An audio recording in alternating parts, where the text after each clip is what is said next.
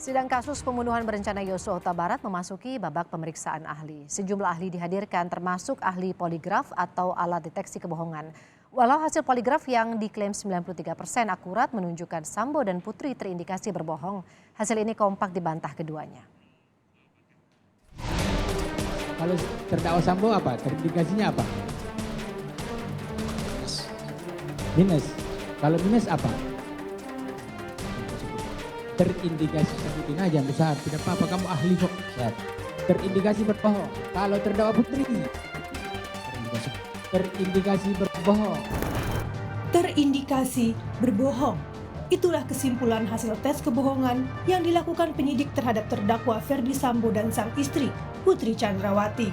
Tak hanya Sambo dan Putri, uji kebohongan juga dilakukan terhadap 3 terdakwa lain, yakni Richard Eliezer, Ricky Rizal, dan Kuat Ma'ruf. Selain Sambo dan Putri, hasil tes kebohongan terhadap terdakwa Kuat Ma'ruf juga diindikasi berbohong. Ahli poligraf Aji Febrianto menyebut keakuratan alat poligraf mencapai 93%. Sementara 7% sisanya tergantung kepandaian si pemeriksa. Artinya, semakin pandai si pemeriksa, tingkat keakuratannya pun semakin tinggi. Ahli juga menyebut jika selama ini belum ada orang yang berkata jujur namun terindikasi berbohong. Bisa enggak orang jujur ya, telah terdeteksi bohong? Mungkin enggak? Selama ini belum pernah yang mulia. Misalkan orang itu dalam kondisi ketakutan sama pemeriksa. Untuk kondisi ketakutan, mohon izin yang mulia, berarti kan mohon izin kalau untuk kondisi ketakutan berarti nanti ujungnya kan grogi yang mulia. Ya. Nah, kalau untuk grogi biasanya dari pemeriksaan ini, dari metode yang kita gunakan adalah metode Utah Yat-City. Metode Utah Yat-City ini terdiri dari 11 pertanyaan. Di setiap pertanyaan itu ada spot-spot grafik. Nah, biasanya kalau orang sepengalaman kami, kalau orang ini grogi, itu biasanya setiap spot ini akan muncul grafik-grafik grogi tersebut yang mulia. Namun hasil tes yang menyatakan indikasi berbohong kompak dibantah Sambo dan Putri. Sambo menolak hasil tes poligraf dijadikan bukti di persidangan. Sambo juga keberatan pertanyaan yang diajukan kepada Putri yang dinilai tidak sesuai dengan perkara pembunuhan berencana seperti yang didakwakan. Salah satu pertanyaan yang diajukan, apakah Putri berselingkuh di Magelang dengan Yosua? Kami ingin menyampaikan bahwa sangatlah disayangkan dalam pembuktian yang dilakukan oleh Puslapor ini hanya berdasarkan isu kemudian titipan penyidik. Ahli harusnya mengetahui dampak yang ahli berikan terhadap hasil ini kepada keluarga saya.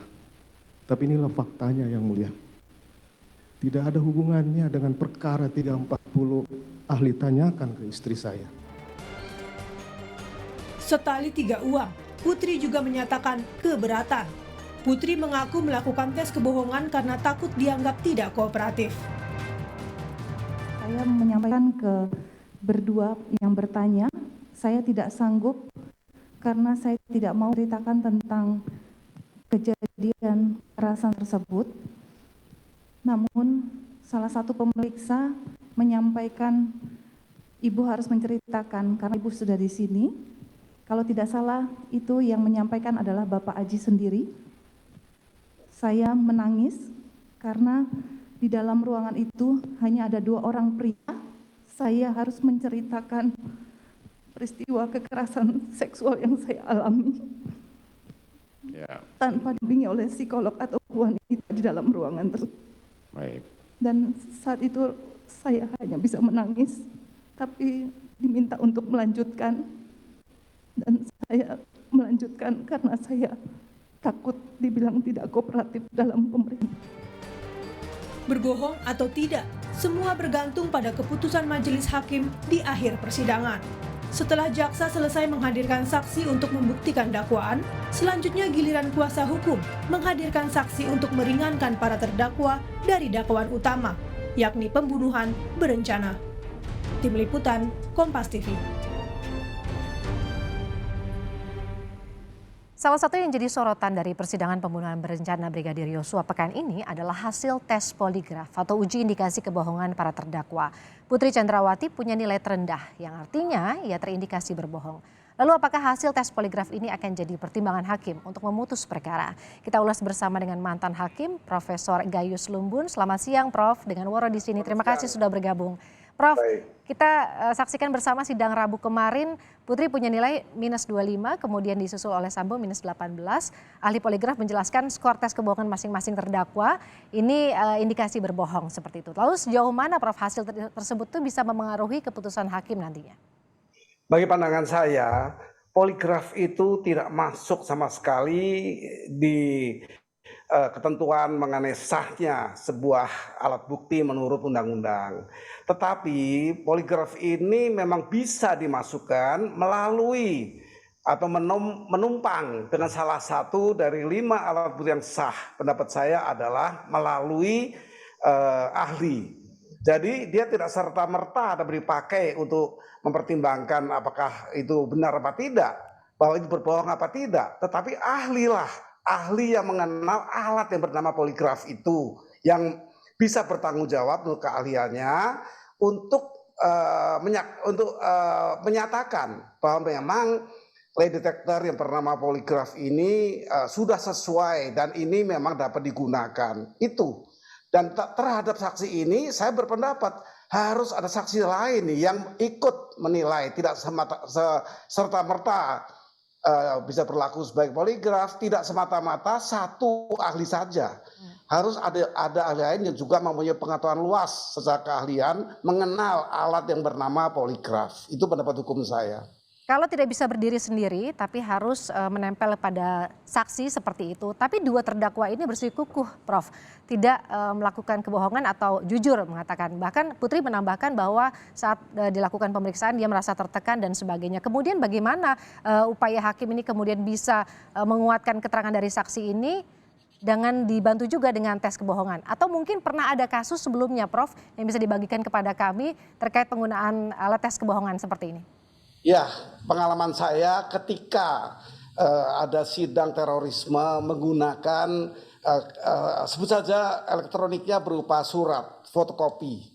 Ya, itu fakta yang ada hanya ada pada fotokopi asli tidak ada. Nah, itu pun sama. Fotokopi yang hasil elektronik tidak bisa serta-merta menjadi alat bukti yang dapat digunakan kecuali ada ahli yang mendukung itu. Ahli yang bertanggung jawab menurut keahliannya terhadap fotokopi. Nah ini sama, kan fotokopi itu ada yang berwarna juga yang hampir sama dengan aslinya. Itu semua perlu keahlian. Nah ini sama, alat elektronik yang harus menempel dengan ahli yang bisa menjelaskan secara kita kan ini mencari keadilan yang material. Kita mencari kebenaran yang material. Tidak bisa kita mengikuti kemauan banyak orang saja.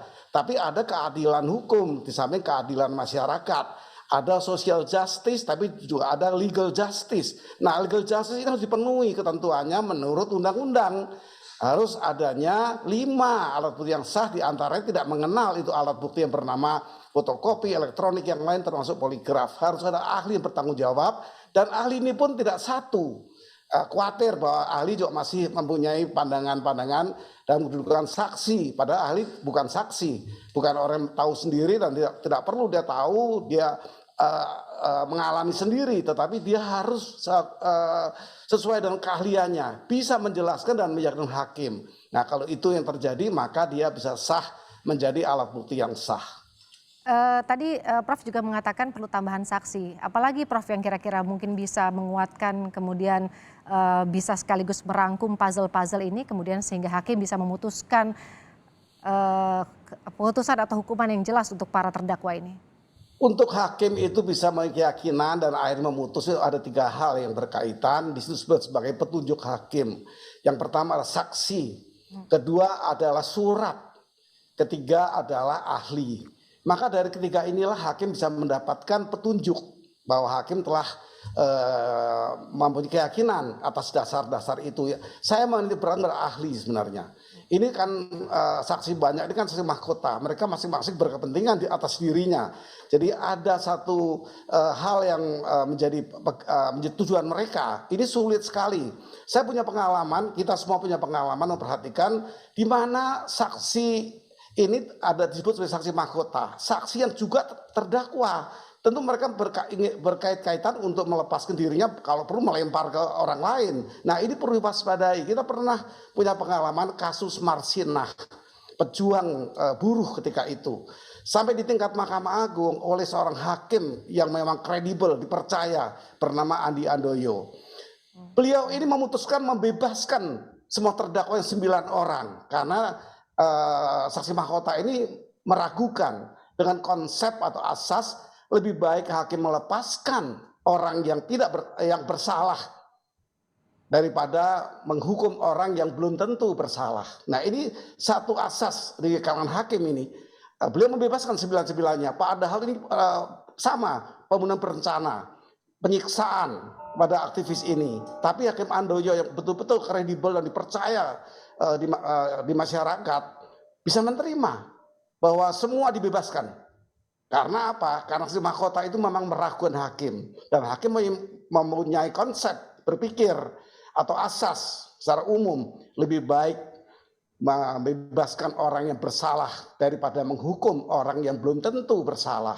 Baik, kalau begitu apa yang kemudian harus bisa dicermati dari kesaksian para saksi yang sudah kemudian berjalan selama 1 pekan kemarin, Prof, agar kemudian juga hakim bisa memberikan keputusan yang mungkin dianggap juga oleh orang awam yang sekarang melihat semua kasus ini menjadi besar begitu, dianggap adil, Prof? Yang pertama saya katakan jangan terpaku dengan keadilan sosial. Semua orang mengharapkan menurut pandangannya secara umum.